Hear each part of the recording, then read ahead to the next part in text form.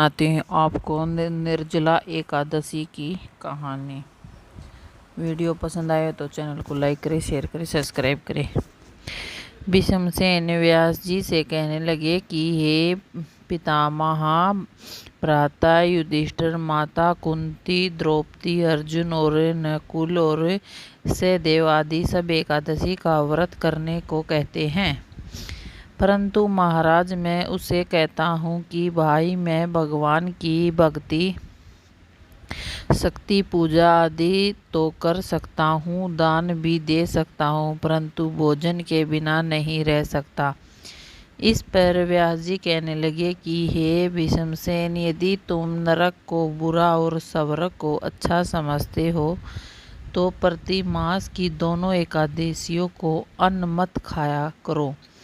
भीष्म कहने लगे कि हे पितामह, मैं तो पहले ही कह चुका हूँ कि मैं भूखा सहन नहीं कर सकता। यदि वर्ष भर में कोई एक ही व्रत हो तो मैं भूखा रह सकता हूँ, क्योंकि मेरे पेट में वृक नामक वाली अग्नि है, सो मैं भोजन किए बिना नहीं रह सकता। भोजन करने से वह शांत रहती है, इसलिए पूरा उपवास तो क्या, एक समय भी बिना भोजन के लिए रहना कठिन है। आप मुझे कोई ऐसा व्रत बताइए जो वर्ष में केवल एक ही बार करना पड़े और मुझे स्वर्ग की प्राप्ति हो जाए। व्यास जी कहने लगे कि हे पुत्र, बड़े बड़े ऋषियों ने बहुत शास्त्रादि बनाए हैं, जिसने बिना धन के थोड़े परिश्रम से ही स्वर्ग की प्राप्ति हो सकती है। इसीलिए शास्त्रों में दोनों पक्षों की एकादशी का व्रत मुक्ति के लिए रखा जाता है। व्यास जी के वचन सुनकर भीष्मसेन नरक में जाने के नाम से ही भयभीत हो गए और काँप कर कहने लगे कि अब क्या करूं? मास में 2 व्रत तो मैं कर नहीं सकता। हाँ, वर्ष भर में एक व्रत करने का प्रयत्न अवश्य कर सकता हूँ। वर्ष में एक दिन व्रत करने से मेरी मुक्ति हो जाए तो ऐसा कोई व्रत बताइए। यह सुनकर व्यास जी कहने लगे कि वृषभम और मिथुन की मकर संक्रांति के बीच ज्येष्ठ मास की शुक्ल पक्ष की मी को जो व्रत एकादशी आती है उसका नाम निर्जला एकादशी है। तुम उस दिन व्रत करो। इस एकादशी के व्रत करने और आचमन के सिवाय जल वर्जित है। आचमन में 6 मास में से अधिक जल नहीं होना चाहिए तथा उदापन के दृश्य हो जाता है। एक दिन भोजन नहीं करना चाहिए, क्योंकि भोजन करने से व्रत नष्ट हो जाता है। एकादशी को सूर्योदय से लेकर द्वादशी के सूर्योदय तक जल ग्रहण न करे तो सारी एकादशियों के व्रत का फल प्राप्त होता है। द्वादशी को सूर्योदय से पहले उठकर स्नान आदि करके ब्राह्मणों का दान आदि देना चाहिए। तत्पश्चात भूखे सतपात्र ब्राह्मणों को भोजन कराएं, फिर आप भोजन ग्रहण कर लेना। इसका फल पूरा एक वर्ष की संपूर्ण एकादशियों के बराबर होता है। व्यास जी कहने लगे कि हे भीष्मसेन, यह तुमको स्वयं भगवान ने बताया है कि इस एकादशी का पुण्य समस्त तीर्थों और दानों से अधिक है।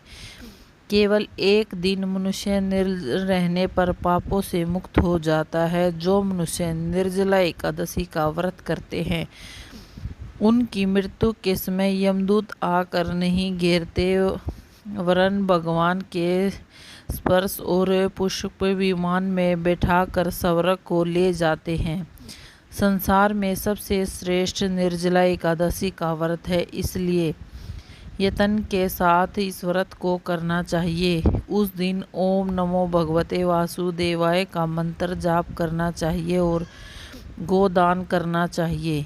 इस प्रकार व्यास जी की आज्ञानुसार भीष्मसेन ने इस व्रत को किया। इसलिए इस एकादशी को भीमसेन या पांडव एकादशी भी कहते हैं। निर्जला व्रत करने से संपूर्ण भगवान से प्रार्थना करें, हे भगवान, आज मैं निर्जला व्रत करता हूँ, दूसरे दिन भोजन करूँगा। मैं इस व्रत को श्रद्धापूर्वक करूँगा। आपकी कृपा से मेरे सब पाप नष्ट हो जाएंगे। इस दिन जल से भरा हुआ एक घड़ा वस्त्रों से ढक कर स्वर्ण सहित दान करना चाहिए।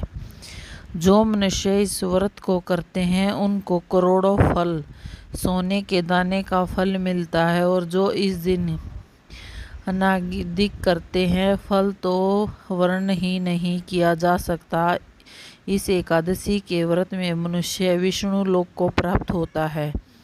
जो मनुष्य इस दिन अन्न खाते हैं वह चांडाल के समान होते हैं, अंत में नरक में जाते हैं। जिसने निर्जला एकादशी का व्रत किया वह चाहे ब्रह्महत्या हो और मद्यपान करता हो, चोरी की हो या गुरु के साथ द्वेष किया हो, मगर इस व्रत के प्रभाव से स्वर्ग को जाता है।